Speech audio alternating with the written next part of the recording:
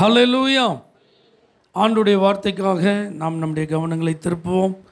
எபிரேயருக்கு எழுதின நிருபம் 3ஆம் அதிகாரம் 1 வசனம். இப்படி இருக்க பரம அழைப்புக்கு பங்குள்ளவர்களாகிய பரிசுத்த சகோதரரே, நாம் அறிக்கை பண்ணுகிற அப்போஸ்தலரும் பிரதான ஆசாரியருமாயிருக்கிற கிறிஸ்து இயேசுவை கவனித்து பாருங்கள். ஹல்லேலூயா. ஆண்டவர் இயேசு கிறிஸ்துவை கவனித்து பார்க்க இந்த வேத வசனம் நம்மை அழைக்கிறது.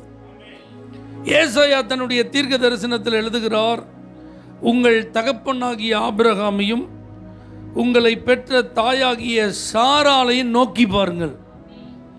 அவங்களையே நான் நோக்கி பார்க்கணும் அப்படின்னா அவங்கள்ட்ட இருந்து நம்ம ஏதோ கற்றுக்கொள்ள வேண்டியது இருக்கிறது.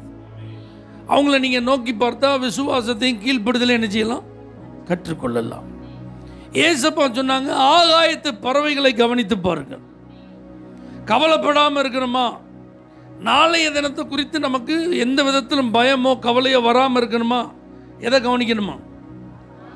பறவையை கவனித்து பாருங்கன்ற. பறவைகிட்டருந்து நான் என்னத்தை கற்றுக்கிட முடியும்னு நீங்கள் யோசிக்க முடியாது. கர்த்தரே சொல்லியிருக்கிறார், கவலை இல்லாமல் இருக்கிறதுக்கு காக்கா குருவியை பாருன்றார். அல்லேலூயா. இன்னும் லூக்கா தன்னுடைய சுவிசேஷத்தில் எழுதுகிறார், லோத்தின் மனைவியை நினைத்து கொள்ளுங்கள். ஆமென். வேற யார் மனைவியும் நினைக்கிறதுக்கு என்ன கிடையாது, வாய்ப்பு கிடையாது. ஆனால் இந்த ஒரு அக்காவை மட்டும் நினச்சிக்கிடலாம். ஏன்னா அந்த அக்காவுக்கு தேவ எச்சரிப்பு கொடுக்கப்பட்டும் அவங்க என்ன செய்யலை, அதை கேர்ஃபுல்லாக ஹேண்டில் பண்ணலை. இந்த சமபூமியில் எங்கேயும் நிற்காத, பின்னிட்டு திரும்பி பார்க்காத. அவங்க தாமதம் பண்ணிகிட்டே இருக்கிறாங்க. மலைக்கு போக மாட்டேன், அந்த பக்கம் சமவெளிக்கு போகிறேன், இப்படி எக்ஸ்கியூஸ் கேட்டுகிட்டே இருக்கிறாங்க. ஆனாலும் கர்த்தர் அவங்க மேலே வச்ச இரக்கத்து நிமித்தம் கையை பிடிச்சி என்ன செய்கிறாரு, இழுத்து வெளியே கொண்டு போய் விடுறார். அப்பமா அந்த அக்கா என்ன செய்கிறாங்க, அப்போ விட்டுட்டு வந்ததை திரும்பி என்ன செய்யக்கூடாது, பார்க்கக்கூடாது. ஒரு எச்சரிப்புன்னு ஒன்று சொல்லப்பட்டால் அதை உடனே என்ன செய்யணும், கேட்டு நடக்கணும். பாருங்க, தேவ எச்சரிப்பை பெற்ற நோவா கர்த்தரிட்ட கட்டளைகளின்படி அப்படியே செய்தான். அதனால் தப்பிச்சிட்டான், குடும்பமாக தப்பிச்சிட்டான். ஆனால் இந்த அக்கா பாருங்க, ஆண்டவர் சொன்ன கட்டளை அப்படி என்ன செய்யலை, செய்யலை. ஸோ இப்படியெல்லாம் ஆண்டவர் பைபிளில் சில ஆளை பாரு, இவங்களெல்லாம் பார்த்து கற்றுக்கோ அப்படின்னு சொல்கிறாங்க. அப்படின்னா அதுலேருந்து நம்ம ஏதோ நிறைய விஷயங்கள் என்ன செய்ய வேண்டியது இருக்குது, கற்றுக்கொள்ள வேண்டியது இருக்குது. ஆனால் எந்த மனிதர்களும் பூரணர்கள் அல்ல. அதனால தான் எபிரேய ஆக்கியன்னு சொல்கிறாரு, இயேசுட்டேருந்து கற்றுக்கோங்க. ஏன்னா அவர் தான் பெர்ஃபெக்ட் எக்ஸாம்பிள். ஒரு நல்ல ரோல் மாடல் யார், ஏசப்பா. நீங்கள் லேர்ன் பண்ணணும்னு நினச்சா நல்ல சுவிசேஷங்களில் இயேசுவின் வாழ்க்கை வரலாறு உட்கார்ந்து நல்ல பொறுமையாக அணிஞ்சிங்க படிங்க. இயேசுவை நீங்கள் அந்த ஒவ்வொரு சுவிசேஷத்துலையும் பாருங்கள், அவர் எப்படி பேசுகிறாரு, எப்படி நடந்து கொள்ளுகிறார், எப்படி பிரச்சனையை டீல் பண்ணுறார். இதெல்லாம் நீங்கள் நிறைய விஷயத்தை என்ன செய்யலாம், கற்றுக்கொள்ளலாம். ஆனால் நான் இன்றைக்கி ஒரு 3 காரியங்களை மட்டும் உங்களுக்கு சொல்ல போகிறேன். இந்த வசனம் ஆரம்பிக்கும் போது இப்படி இருக்க அப்படின்னு ஆரம்பிக்கும். அப்போ எப்படி இருக்க, அப்போ அதுக்கு முந்தின அதிகாரத்தின் கடைசி வசனத்தை பாருங்கள். ஆதலால் அவர்தாமே சோதிக்கப்பட்டு பாடுபட்டதினாலே சோதிக்கப்படுகிறவர்களுக்கு உதவி செய்ய வல்லவராயிருக்கிறார். நான் ரொம்ப சோதிக்கப்படுறேன் பாஸ்டர், என் வாழ்க்கையில் எனக்கு என்னன்னே தெரில, வேறு யாருக்கும் வராத சோதனையெல்லாம் எனக்கு என்ன செய்யுது வருதுன்னா இப்படி இருக்க. அல்லேலூயா. பரம அழைப்புக்கு பங்குள்ளவர்களாகிய பரிசுத்த சகோதரரே, யாரை நோக்கி பாருங்க, கிறிஸ்து இயேசுவை நோக்கி பாருங்க. நல்லா புரிஞ்சுக்கோங்க, நீங்களும் நானும் ஒரு பரம அழைப்பில் ஆமென் பங்குள்ளவர்களாக இருக்கிறோம். நம்ம ஒரு ஓட்டப்பந்தயத்தில் ஓடிக்கொண்டிருக்கிறோம்.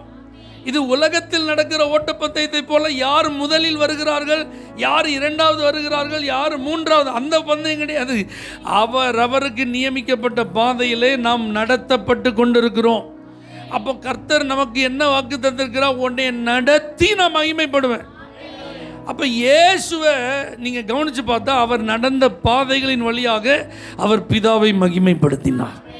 எல்லா நாமத்திற்கும் மேலான நாமம் அவருக்கு கிடைச்சிட்டு இன்றைக்கும் இயேசு அப்படிங்கிற அந்த பேரை சொன்னால் வானம் பூமி எல்லாத்துலேயும் இருக்கிற ஆட்கள் ரட்சிக்கப்படுறதுக்கு வேறு நாமமே கிடையாது. பாதாளம் நடுங்குது, பேய் பிசாசு அலறுது அப்படின்னா அவர் நடந்த பாதைகளின் வழியாக கர்த்தர் மகிமைப்பட்டிருக்கிறார். அப்போ சில சோதனைகளை ஆண்டவர் கடந்து வந்திருக்கிறார். அல்லேலூயா. இயேசுவே கடந்து வந்திருக்கிறார். அது பிராக்டிக்கலான சில காரியத்தை மட்டும் 3 நிலைகளில் நான் உங்களுக்கு சொல்லப்போம். இயேசுகிட்ட கற்றுக்கொள்றதுக்கு நூற்றுக்கணக்கில் இருக்குது. ஆனால் நடைமுறையில் பரம அழைப்பில் பங்குள்ள நீங்கள் உங்கள் பரிசுத்தத்தை இழந்து விடாதபடி, பந்தய பொருளை இழந்து விடாதபடி, நீங்கள் அடைய வேண்டிய இலக்கை அடைய முடியாதபடிக்கு பாதியில் நின்று தேவ நாம மகிமைப்படுவதற்கு பதிலாக வேற மாதிரி ஆயிடக்கூடாது. பார்த்தீங்களா? அதுக்கு தான் இந்த செய்தி. ஆமேன்னு சொல்லுங்க பார்க்கலாம். இயேசு கடந்து போன சோதனைகளில் ஒரு பெரிய சோதனை என்னன்னா தனிமை. அல்லேலூயா. இயேசுப்பா அவருடைய பெற்றோரோடு கூட உடன் பிறந்த, அதாவது ஒன்று விட்ட சகோதர சகோதரிகளோடு 30 வருஷம் வீட்டில் இருந்தார். ஆனால் ஊழியத்துக்குன்னு வந்த உடனே முதல்ல பரிசுத்த ஆவியானவர் அவர் எப்படி தான் நடத்தினார்? தனிமையில் தான் நடத்தினார். வனாந்தரத்துக்கு அனுப்பிட்டார். எத்தனை நாள்? 40 நாள். அங்கே பார்த்தீங்கன்னா காட்டு விலங்குகள் தான் இருந்துச்சு. அங்கே ஒரு மனித நடமாட்டம் கிடையாது. அந்த 40 நாள் இயேசு எப்படி இருந்தார்?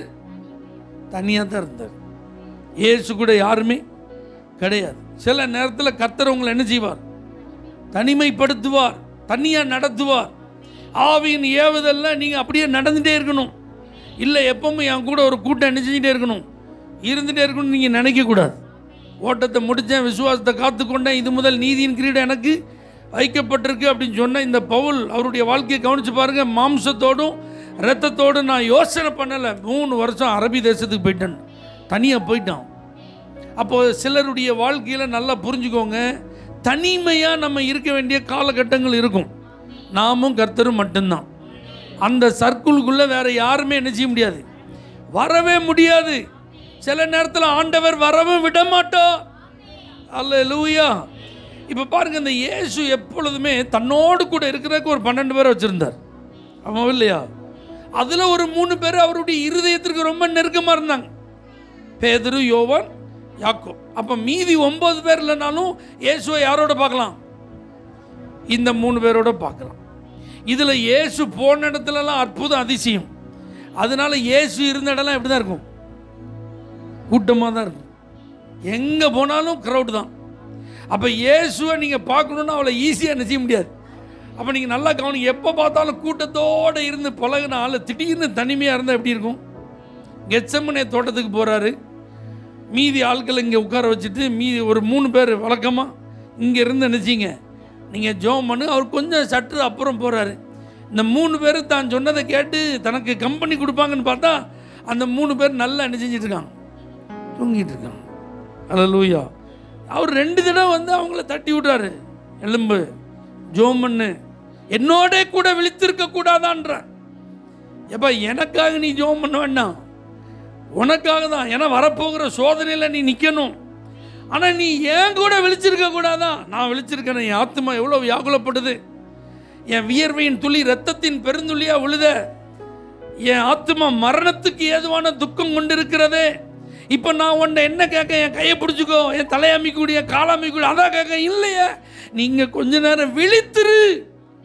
கொஞ்ச நேரம் நான் திரும்பி பார்க்கும்போது ஒரு 3 பேர் என் கூட இருக்கான்ப்பா, அதைத்தானே நான் கேட்குறேன் அப்படின்னு பார்த்தா அதுக்கு கூட யாரும் இல்லை.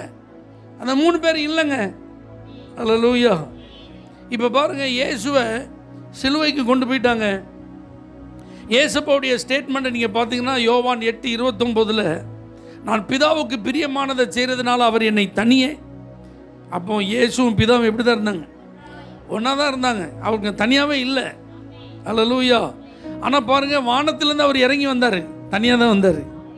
ஆமீன் சொல்லுங்கள். தன்னுடைய மகிமையை இழந்தார், பிதாவுக்கு சமமாக இருக்கிறத விட்டு கொடுத்தார், அந்த மேன்மையெல்லாம் விட்டு அடிமையின் ரூபம் எடுத்தார், மனுஷர் சாயலானார், பிதாவின் சித்தத்துக்கு தன்னை முழுசாக ஒப்பு கொடுத்தார். நீங்கள் யோசிச்சு பார், திருத்துவ தேவனை என்ன செய்ய முடியாது, நீங்கள் பிரிக்கவே முடியாது. ஆனால் உங்களை என்னை மீட்பதற்காக இந்த பூமிக்கு அவர் தனியாக தான் வந்தார். அல்லேலூயா. அப்போ சில நேரத்தில் நம்ம மேலே ஒரு பெரிய தேவ திட்டம் இருக்கும், நம்ம நிறைவேற்ற வேண்டிய தேவ சித்தம் இருக்கும். அதை நிறைவேற்றுவதற்கு நாம் எப்படி தான் இருந்தாகணும்? சில நேரத்தில் தனியாக இருந்து தான் ஆகணும். எத்தனை பேருக்கு நான் சொல்கிறது புரியுது? இப்போ சிலுவையில் இயேசு தொங்கும்போது சுமார் ஒரு 3 மணி நேரம், அதாவது 9 மணிலேருந்து 12 மணி வரைக்கும் அல்லது 12 மணிலேருந்து 3 மணி வரைக்கும், இப்படி 6 மணி நேரங்கள் அவர் சிலுவையில் என்ன செஞ்சார்? தொங்கினார் அப்படின்றாங்க. அப்போ பயங்கரமான உச்சி வெயில் 12 மணிலேருந்து 3 மணி வரைக்கும். அப்போ முழுவதும் பூமி எங்கும் காரிருள்.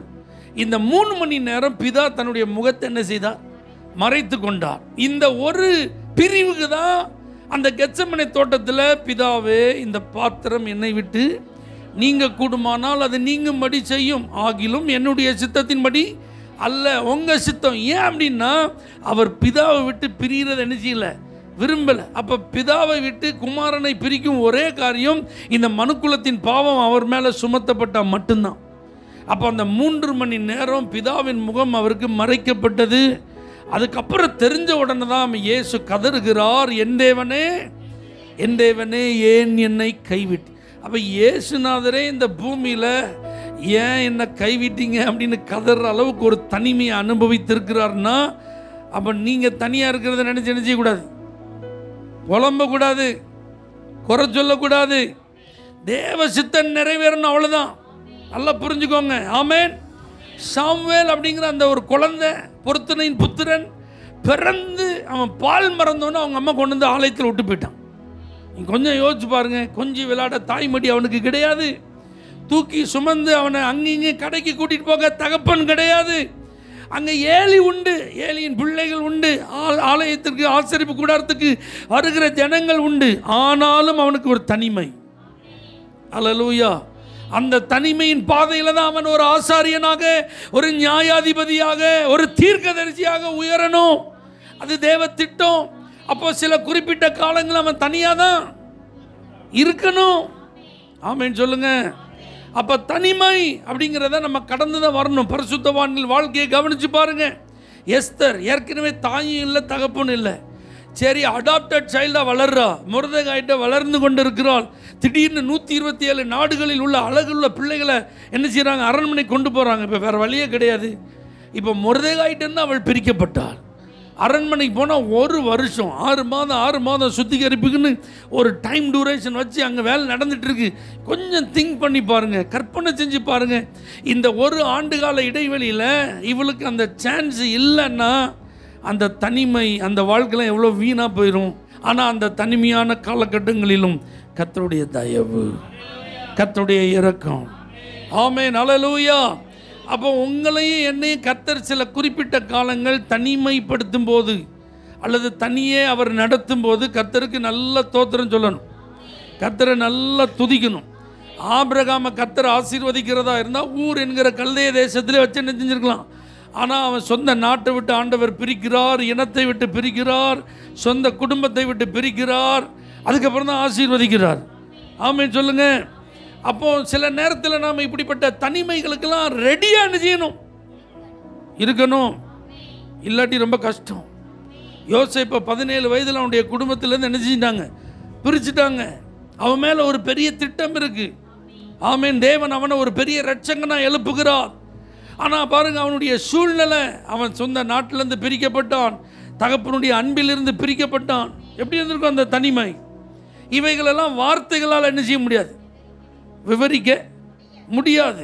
பவுல் அப்போஸ்தலன் சொல்கிறான், யாருமே என் கூட இல்லை, கர்த்தர் தான் எனக்கு துணை இருந்தார், ஒருத்தருமே என் கூட இல்லைன்ற. ஆமேன்னு சொல்லுங்க பார்க்கலாம். ஆனால் நீங்கள் நல்லா கவனித்து பாருங்கள். நான் உன்னை விட்டு விலகுவதும் இல்லை, உன்னை கைவிடுவதும் இல்லை என்று சொன்ன தேவன் யாரெல்லாம் தனியாக போனாங்களோ அவங்க கூட இருந்திருப்பார். கல்லை வச்சு தனியாக படுத்து இந்த யாக்கோபை பார்த்து சொல்கிறார், நீ போகிற இடத்துலலாம் அவன் கூட வரும், அவன் கூட இருந்து உன்னை ஆசீர்வதிப்பான். ஈசாக்கு தனியாக இருந்து துரத்தப்படும் போது ஆண்டவர் சொல்கிறார், நீ இந்த தேசத்தில் குடியிரு, உன் கூட இருந்து நான் உன்னை ஆசீர்வதிப்பேன். அல்லேலூயா. அப்போ நம்ம தனிமை அப்படிங்கிற ஒரு சூழ்நிலைக்கு வரும்போது ஒன்று கர்த்தர் இருப்பார், அல்லது கர்த்தர் ஏற்படுத்தின ஆதரவு இருக்கும், ஏதாவது ஒரு மனித தயவு இருக்கும், ஏதாவது ஒரு சூழ்நிலையினால் நமக்கு ஒரு ஃபேவர் என்ன செய்யும். ஆனால் நீங்கள் எதிர்பார்த்தவங்க என்ன செய்ய மாட்டாங்க, அதுக்காக நீங்கள் வருத்தப்படக்கூடாது. அல்லேலூயா. இப்போ பவுல் அப்போஸ்தலன் சொல்கிறான், தேமா இந்த பிரபஞ்சத்தின் மேலே ஆசை வச்சு என்னை விட்டு என்ன செஞ்சிட்டான், போயிட்டான். அப்போ சில தேமாக்கள் என்ன செய்வாங்க, வாழ்க்கையில் வந்துட்டு போக தான் செய்வாங்க, நம்ம கூட தான் இருப்பாங்க, நம்ம கூட தான் ட்ராவல் பண்ணுவாங்க. ஆனால் சில நேரம் அவங்களுக்கு எது மேலே ஆசை வந்துடும், உலகத்தின் மேலே ஆசை வந்துடும். இப்போ பவுல் எழுதும்போது சொல்கிறான், லூக்கா மாத்தனை என் கூட இருக்கிறான்ற. அவன் எப்போவுமே ஒரு பெரிய செட்டப்போட கூட ஆட்களை நிறைய பேர் வச்சுட்டு இருக்கிற ஆள். லூக்கா மட்டும்தான் இப்போ என் கூட இருக்கான். அது அவனுடைய வயதான காலம். எப்போ அவனுடைய தலை துண்டிக்கப்படும் நினைச்சியாது தெரியாது. அப்படி தீமோத்தேயுக்கு லெட்டர் எழுதும்போது சொல்ல லூக்கா மட்டும்தான் இப்போ என் கூட இருக்கான். அப்போ அந்திய காலத்தில் பாருங்கள், யாரை கர்த்தர் கூட வச்சுருக்கணும், நடுத்தர வயதில் யார் உங்கள் கூட இருக்கணும், ஆரம்பத்தில் யார் உங்கள் கூட இருக்கணும், இதெல்லாம் அவர் தான் முடிவு பண்ணுகிறார். அப்போ நீங்கள் தனிமை அப்படிங்கிற ஒன்றுக்கு என்ன செய்யக்கூடாது, பயப்படவே கூடாது. அதை நினச்சி ஒரு நாள் அழக்கூடாது, வருத்தப்படக்கூடாது. யார் துணையாக இருக்கா? கர்த்தர் உங்களுக்கு துணையாக இருக்கிறார். விசுவாசிக்கிறீங்களா இதை? அப்போ ஆண்டவர் சில நேரத்தில் சில பாதைகளின் வழியாக நடத்தும் போது அதை தனிமேன்னு இருந்தால் பயப்படக்கூடாது. கல்லூரியில் போய் சேரணும் அப்படின்னா நம்ம பிள்ளைகளை என்ன செஞ்சு ஆகணும், அனுப்பி தான் ஆகணும். நம்ம கொஞ்சம் பிரிஞ்சு தான் இருக்கணும். அல்லேலூயா. அப்போ அதுக்கெல்லாம் நம்ம இப்போவே எப்படி இருக்கணும், தயாராக இருக்கணும். கல்யாணம் பண்ணி கொடுத்தா நம்ம பிள்ளைய நம்ம பக்கத்தில் என்ன செய்ய முடியாது, வச்சிருக்க முடியாது. அடுத்த ஊருக்கு என்ன செய்ய வேண்டியது இருக்கும், அனுப்ப வேண்டியது இருக்கும். இப்படியே அந்த பஸ் ஏறி இந்த டவுன் பஸ், இந்த ஃப்ரீ பஸ்ஸில் போயிட்டு வர தூரத்திலே பாருங்கள் பாஸ்டர், இந்த மாதிரிலாம் என்ன செய்யக்கூடாது, இருக்கக்கூடாது. அப்போ சில நேரத்தில் கர்த்தர் நம்மளை நடத்துகிறார் அப்படின்னா கர்த்தருக்கு என்ன செஞ்சிடணும், எல்லாவற்றுக்கும் கர்த்தருக்கு ஸ்தோத்திரம் சொல்லணும். அப்போ ஆண்டவர் இந்த மாதிரி ஒரு சோதனைகளின் வழியெல்லாம் என்ன செஞ்சுருக்கிறார். அவரை கவனித்து பாருங்கள். அவரும் ஒரு காலத்தில் லெஃப்ட் அலோன் தான், தனியாக தான் விடப்பட்டிருந்தார். ஆமே. ஆனால் கைவிடலை கர்த்தர். முடிந்ததுன்னு சக்ஸஸ்ஃபுல்லாக அவருடைய கோர்ஸை கம்ப்ளீட் பண்ணிட்டு போயிட்டார். ஆமேன்னு சொல்லுங்கள் பார்க்கலாம். அப்போ அல்டிமேட்டாக அந்த எண்டப் அப்படின்னு வரும்போது, முடிவுன்னு வரும்போது மகிமையாக இருக்கும். அந்த கொஞ்சம் காலம் கொஞ்சம் எப்படி இருக்கும், கொஞ்சம் டஃப்பாக இருக்கும். ஆனால் கர்த்தர் எப்படி இருக்கிறார், துணையாக இருக்கிறார். ஆமே. ரெண்டாவது புறக்கணிப்பு. இயேசுவை பைபிள் சொல்லுது, அவர் தம்முடைய சொந்தமானவர்களிடத்தில் வந்தாராம். ஆனால் அவங்க என்ன செய்யலையாம், ஏற்றுக்கொள்ள. யோவான் அப்படி தான் எழுதுறாரு, அப்படி தானே.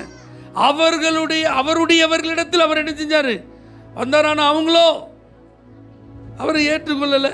யாரை ஏற்றுக்கொள்ளலை, நன்மை செய்கிறவரை ஏற்றுக்கொள்ளலை, அற்புதம் செய்கிறவரை ஏற்றுக்கொள்ளலை, ஆசீர்வதிக்கிறவரை ஏற்றுக்கொள்ளலை, ரட்சிப்பை தருகிறவரை ஏற்றுக்கொள்ளலை, சுகம் தருகிறவரை ஏற்றுக்கொள்ளலை. அவனை அகற்றும் சிலுவையில் அறையும், அவனை அகற்றும் சிலுவையில் அறையின்றான். யாரு? இயேசுவையே புறக்கணிச்சிட்டான் அப்படின்னா நம்மளெல்லாம் நன்மை செய்கிறவராக சுற்றி திரிந்த நல்லவரையே உலகம் என்ன செஞ்சிட்டு, நமக்கு ஆண்டவர் டைட்டில் என்ன கொடுத்துருக்காரு தெரியுமா, பொல்லாதவர்களாகி நீங்கள். அதே லூயா. நமக்கு பைபிள் என்ன பேர் கொடுத்துருக்கு, பொல்லாதவர்களாகி நீங்கள் உங்கள் பிள்ளைகளுக்கு நல்ல ஈவுகளை கொடுக்க அறிந்திருக்கும். அப்போ நல்லதையே செஞ்ச இயேசுவை என்ன செஞ்சிட்டாங்க, புறக்கணிச்சிட்டாங்கன்னா நம்மளை விட்டு வைப்பாங்களா சொல்லுங்க. இந்த உலகம் அப்படி தான் என்ன செய்யும், இருக்கும். புறக்கணிப்பெல்லாம் வாழ்க்கையில் என்ன செய்யும். அப்போஸ்தலனாகிய பவுலை கர்த்தர் தற்ரூபமாக சந்திச்சிருக்கிறார், அப்படி தானே. அவன் ஆண்டவரே நான் என்ன செய்ய சித்தமாக இருக்குன்னு ஒப்பு கொடுத்துருக்கேன். இப்போ சீசர்களோடு சேர பார்த்தா நீ போன்னு விரட்டுறான். உன்னை நம்ப முடியாது, நீ ரசிக்க முடியா, ரசிக்கப்பலையா யாருக்கு தெரியுன்றான். பர்னபான்னு ஒருத்தன் அவன் இவனுடைய சாட்சியெல்லாம் கேட்டு, எப்பா இவனை நம்புங்க, இவன் நல்லவன் தான் அப்படி சொன்னதுக்கப்புறம் தான் என்ன செஞ்சாங்க, ஏற்றுக்கிட்டாங்களாம். ஆமேன்னு சொல்லுங்கள். அப்போ நம்ம உண்மையை சொன்னாலும் இந்த உலகம் சில நேரத்தில் என்ன செய்யாது, நம்பாது, ஏற்றுக்கொள்ளாது, புறக்கணிச்சிடும். நம்ம நல்லது செஞ்சாலும் என்ன செய்யாது, இந்த உலகம் ஏற்றுக்கொள்ளாது. ஆமேன்னு சொல்லுங்கள். இப்போ யோசேப்பு என்ன செஞ்சிட்டான், ஒரு கனவை கண்டு சொல்லிட்டான். அந்த கனவுல அவன் ஒரு ரட்சகனா கர்த்தர் என்ன செய்ய போகிறார். எப்போ நம்ம வீட்டில் இல்லை அந்த ரட்சகம் இருக்கான்னு அல்லேலூயான்னு என்ன செஞ்சுருக்கலாம் சொல்லியிருக்கான். ஆனால் யாராவது சொன்னாங்களா? அவனை எந்த அளவுக்கு புறக்கணிக்க முடியுமோ அந்த அளவுக்கு புறக்கணிச்சிட்டான். ஆமீன். தாவீது இந்த கோலியாத்தை கொல்றவனுக்கு என்னையா கிடைக்கும்னா, அவங்க அண்ணன்மார், எப்பா 40 நாள் எங்கள் இருதையெல்லாம் கலங்கி போயிருந்ததுப்பா, நல்ல வேலை நீயாவது வந்த ராசா போயா அப்படின்னு அனுப்பி வச்சாங்க. துரத்தி விடுறதுக்கு தான் ரெடியாக இருந்தாங்க, கிளம்பி போ. அல்லேலூயா. அதனால் ஆண்டுடைய பிள்ளைகள் நம்ம எப்பவும் இதுக்கெல்லாம் ரிஜெக்ஷனுக்கெல்லாம் எப்படி இருக்கணும், ரெடியாக இருக்கணும். எல்லாரும் வாங்க வாங்கன்னு என்ன செய்ய மாட்டாங்க, கூப்பிட மாட்டாங்க. எப்பவும் உங்களுக்கு கதவுலாம் என்ன செஞ்சுருக்காது, திறந்துருக்காது. எப்பவும் எல்லா முகத்திலையும் என்ன இருக்காது, சிரிப்புலாம் என்ன செய்யாது, இருக்காது. ரிஜெக்ஷன்லாம் என்ன செய்யும், இருக்கும். எல்லாத்துக்கும் என்ன செஞ்சுட்டு போயிடணும், நல்ல ஸ்தோத்திரம் சொல்லிட்டு போயிடணும். என்ன நடந்தாலும் கர்த்தருக்கு ஸ்தோத்திரம். அல்லேலூயா. அதெல்லாம் வாழ்க்கையில் ஆண்டவர் நமக்கு என்ன செஞ்சுருக்கிறார். அவர் என்னை பார்த்து நீ தெரிஞ்சுக்கோ அப்படின்னு சொல்லி இந்த உலகம் இயேசுவே என்ன செஞ்சுட்டு புறக்கணித்து விட்டது. அப்போ குடும்பம் புறக்கணிச்சிட்டு, ஊர் புறக்கணிச்சிட்டு, ஃப்ரெண்டு புறக்கணிச்சிட்டான், அப்படி இப்படிலாம் நீங்கள் என்ன செய்யக்கூடாது, எதையுமே நினச்சி என்ன செய்யக்கூடாது, வருத்தப்படும். அப்படிலாம் புறக்கணிக்கிறாங்கன்னா அதுக்கு அடுத்தாப்புல நமக்கு ஒரு நன்மை இருக்கிறது, நமக்கு ஒரு ஆசீர்வாதம் இருக்கிறது. கர்த்தர் நம்மளை நல்ல பாதையில் என்ன செஞ்சிட்டு இருக்கிறார், நடத்தி கொண்டு போகிறார். சாமுவேலுக்கு ஒரே துக்கம். இஸ்ரவேல் ஜனங்கள் எங்களுக்கு ஒரு ராஜா வேணும்னு கேட்டுட்டாங்க. ஆண்டவர் வந்து சொல்கிறாரு, ஏன்பா நீ துக்கமாக இருக்க, அவங்க ஒன்றைய தள்ளலை, என்னைய தள்ளிட்டாங்க. அல்லேலூயா, நீ ஏன் இதுக்கு போய் துக்கப்படுற அப்படின்னு ஆண்டவர் அவனை தேற்றுகிறார். அப்போ புறக்கணிப்பு அப்படின்னு ஒன்று வரும்போது மனசு கொஞ்சம் எப்படி தான் இருக்கும், கஷ்டமாக தான் இருக்கும், வலிக்கும், துக்கமாக தான் என்ன செய்யும். ஆனால் உங்களுக்கு கை கொடுக்க ஒருத்தர் இருக்கிறார், தூக்கியோட ஒருத்தர் இருக்கிறார், உற்சாகப்படுத்த ஒருத்தர் இருக்கிறார், அந்த சமயத்துக்கு ஏற்ற வார்த்தையை தந்து உங்களை ஆசீர்வதிக்க ஒருத்தர் இருக்கிறார். அப்போ அந்த புறக்கணிப்புல இருந்து நீங்கள் என்ன செய்ய முடியும், மறுபடியும் எழும்பி வர முடியும். அல்லேலூயா. நம்ம பாட்டு மட்டும் அடிக்கடி பாடுறோம்ல, தூக்கி எறியப்பட்ட என்னை வேண்டும் என்று சொல்லி. அப்போ உலகம் உங்களை வேண்டான்னு சொல்லி என்ன செய்யலாம், தூக்கி எறியலாம். குடும்பம் வேண்டான்னு சொல்லி என்ன செய்யலாம், கம்பெனி வேண்டான்னு சொல்லி உங்களை என்ன செய்யலாம், தூக்கி எறியலாம். ஆனால் கர்த்தர் ஒருத்தர் இருக்கிறார், எப்படா நீ ஏன் கைக்கு வருவ, உடனே உபயோகமாக மாற்றலான்னு அவர் ரெடியாக இருக்கிறார். அல்லேலூயா. அப்போ நீங்கள் பைபிள் ஃபுல்லாக நீங்கள் வேத ஆராய்ச்சியெல்லாம் பண்ணி பாருங்கள். தேவனுடைய தீர்க்கதரிசிகள்லாம் போய் கர்த்தருடைய வார்த்தையை தான் சொன்னாங்க. ஆனால் இஸ்ரவேல் ஜனங்களே அவர்களை ஏற்றுக்கொள்ளலை, ராஜாக்களை ஏற்றுக்கொள்ளலை. ஆமென். அவர்கள் கர்த்தருடைய நாமத்தினால தான் உண்மை செய்தியை தான் சொன்னாங்க. ஆனால் அவங்களுக்கு வரவேற்பு இல்லை. கர்த்தருடைய வார்த்தையையும் புறக்கணிச்சாங்க. கர்த்தருடைய வார்த்தையை சொன்ன தீர்க்கதரிசிகளே என்ன செஞ்சாங்க, புறக்கணிச்சாங்க. சுவிசேஷத்தை சொன்ன முதல் நூற்றாண்டில் அப்போஸ்தலர்களை நீங்கள் கவனித்து பாருங்கள், அவங்களை எல்லாம் நிராகரித்தார்கள். அவர்களை அப்புறப்படுத்துங்க அப்படின்னாங்க, அவங்கள பேச விடாதீங்க அப்படின்னாங்க. அல்லேலூயா. இதெல்லாம் என்ன செய்யும், நடக்க தான் செய்யும். ஆனால் நீங்கள் எப்படி இருக்கக்கூடாது, என்னை நிராகரிச்சிட்டாங்களே அப்படின்னு வாழ்க்கையே இடிஞ்சு போச்சு, உலகமே இருண்டு போச்சுன்னு என்ன செய்யக்கூடாது, இருக்கக்கூடாது. நிராகரிக்கிறாங்களோ அவங்களுக்கு கொடுத்து வைக்கல, அவ்வளோதான். ஆமீன். அவங்களுக்கு நம்முடைய மேன்மை தெரியலை, அவங்களுக்கு நம்மளால் உண்டாக ஆசீர்வாதத்தில் அவங்களுக்கு பங்கு இல்லை, அவ்வளோதான். தட்டி விட்டுட்டு என்ன செஞ்சிட்டே இருக்கணும், போயிட்டே இருக்கணும். ஆமீன். சொல்லுங்கள் பார்க்கலாம். அப்போ தனிமை வரலாம், புறக்கணிப்பு வரலாம், வீண் பழியும் வரலாம். மூணாவது என்னது, இயேசுநாதர் என்ன தப்பு பண்ணார், சிலுவையில் அரைஞ்சு கொள்கிற அளவுக்கு என்னங்க பாவம் பண்ணார். இந்த நீதிமானிடத்தில் ஒரு குற்றத்தையும், இதுதான் பிலாத்துடைய ஸ்டேட்மெண்ட். ஆனால் அவரை நீதிமான் ஒத்துக்கிட்டாங்களா, அவர் ஒத்துக்கிட்டாங்களா? பொய் சாட்சிகளெல்லாம் கொண்டு வந்து நிறுத்தி இவர் அப்படி பண்ணார், அங்கே போனார், இதை செஞ்சார், என்னெல்லாமோ சொல்லி பார்த்தாங்க. ஒரு பொய் குற்றச்சாட்டு என்ன செய்யலை, நிரூபிக்கப்படவில்லை. ஆனாலும் அவர் எங்கே போயிட்டார், சிலுவைக்கு போயிட்டார், தண்டனைக்கு உட்படுத்தப்பட்டார். அப்போ வீண் பழி சுமத்தப்பட்டதுனால அவர் இயேசு என்ன செஞ்சார், கொஞ்சம் பாதிக்கப்பட்டார். ஆமாவா இல்லையா? அதனால் அவர் எங்கே கெட்டு போயிட்டாரா, இயேசுநாதர் மதிப்பு குறைஞ்சிட்டா. அவரை யாராவது தப்பாக பேச முடியுமா?